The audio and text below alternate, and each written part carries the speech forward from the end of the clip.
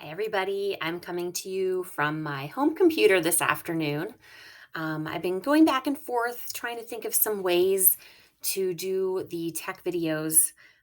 Tech training has become a little more challenging since I am covering the Kunji office in the morning and then I'm only in Allentown in the afternoon.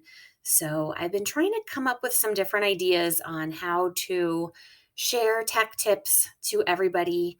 I know during the day, some of our agents are working, others are just busy and not able to come into the office all the time. So I thought I'd give this video option a try. I'm hoping it gets a little bit easier from this point forward. I can tell you that my daughter makes talking into a screen where no one is looking at you a lot easier than it really is. So I think it'll get easier as it goes. So first today, I'm going to go over a seller's report. The first couple videos I do, I think I will focus on different apps and things that the company provides for listings. Felix was nice enough to allow me to use his ACE dashboard. So let's just dive in and take a look at it. Okay.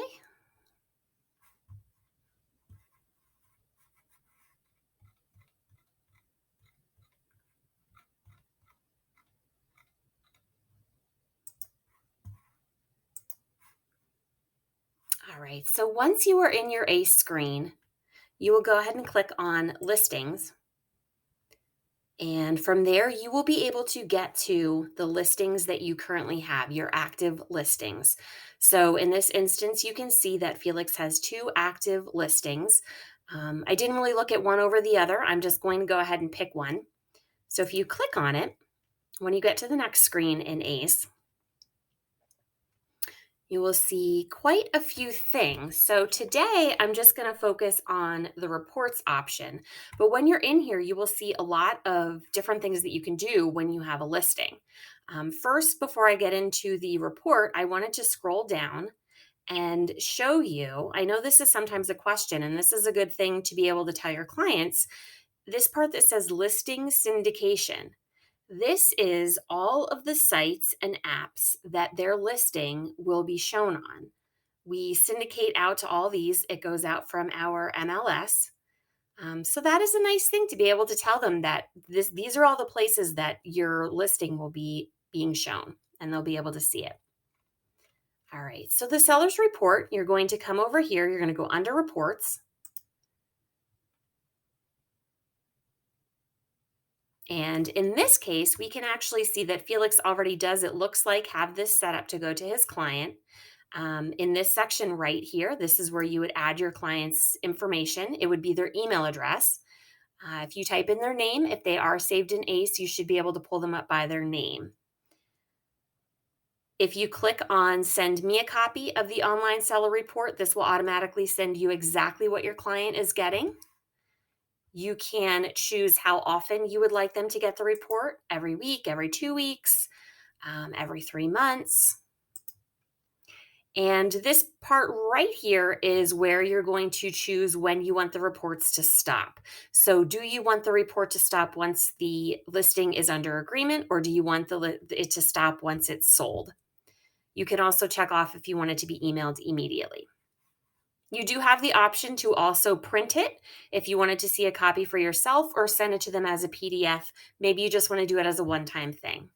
So, when I first got into tech training, one of the things that they said that this seller report was good for was not only for showing the traction that their listing is getting and how many clicks it's getting, but almost more importantly, to show them when it's still getting clicks, but they're not seeing the scheduled showings in return. So it's kind of a good leverage to use sometimes as maybe discussing something that needs to be done in the house or a possible price change. So if you scroll down, this is going to show you a little bit about the listing, and it is also going to show you exactly what your client will see when they get the report. So as you go down, this traffic summary was produced on May 15th. It shows how many times it was viewed in the last week. It shows in the last month and since it was listed. This graph is pretty good to show when it came on the market, how many times it was looked at, as to now how many times it's being looked at. The report will also show nearby properties that are on the market, sold, things like that. So I think that this is a great report. It is not necessary. You don't need to sign your clients sign you don't need to sign them up for it. They aren't signed up automatically for it, but it is something to think about. I think it's a great feature that you can set up as soon as you have a listing so that they are getting the information. They're seeing how many times their listing is being looked at. Again, you can stop it whenever. And if your client isn't interested and they come and tell you, all you have to do is stop it.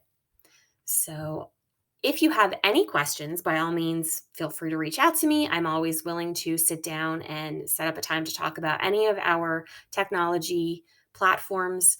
Coming up, you may have gotten your emails today from Kelly Link about BHHS Connect. I highly recommend trying to take some time and dig into BHHS Connect. I know it's overwhelming. Honestly, I'm learning it too. It's overwhelming for me, but the best thing to do is just let's dive into it together. Linda and I are planning on scheduling an in-person training on BHHS Connect probably towards the end of the month, maybe beginning of June, but we definitely are going to be setting something up in our office.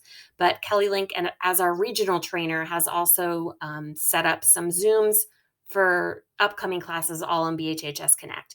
So I'm going to try and do maybe one of these videos a week. Again, the first couple are going to focus on listings. If you have any ideas or any suggestions on something that you'd like to learn more about, please let me know. All right, I'll talk to you all soon. Have a great night.